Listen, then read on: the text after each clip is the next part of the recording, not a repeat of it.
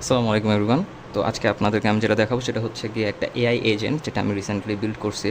So এটা completely একটা imaginary কোম্পানির জন্য বিল্ড করা, যেটার নাম আমি ধরে নিছি বিগ বয় রিক্রুটমেন্ট ফার্ম।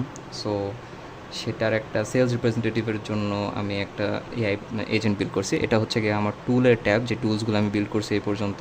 তো আমি এখান থেকে জাস্ট 3টা টুল ইউজ করবো আমার এজেন্টের জন্য, সেলস রিপ্রেজেন্টেটিভ যে এজেন্টটা আছে সে এজেন্টের জন্য। তো ফার্স্ট অফ অল যে টুলটা ইউজ হবে সেটা হচ্ছে গিয়ে কোম্পানির রিসার্চ টুল।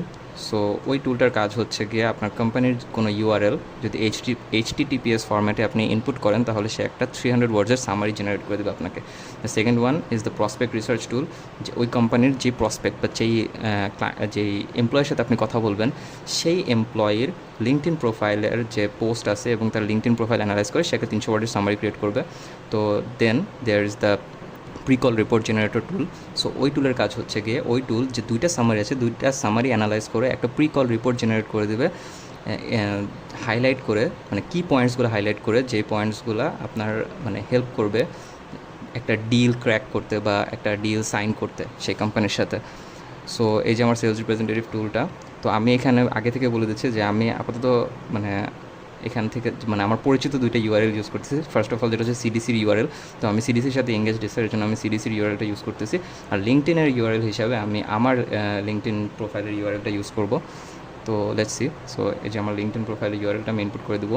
তো ইনপুট করার সময় একটা জিনিস মাথায় রাখতে হবে, সেটা হচ্ছে কি দুটো যেন আলাদা আলাদা লাইনে থাকে।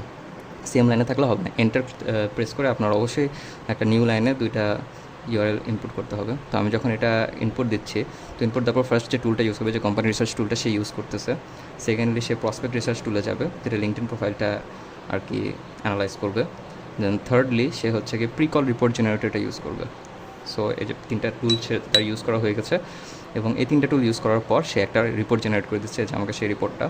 সো আপনার যে কোম্পানির যে বেসিক ইনফরমেশান আছে সেই ইনফরমেশানগুলো সে নিয়ে হচ্ছে কি একটা রিপোর্ট জেনারেট করে দিছে।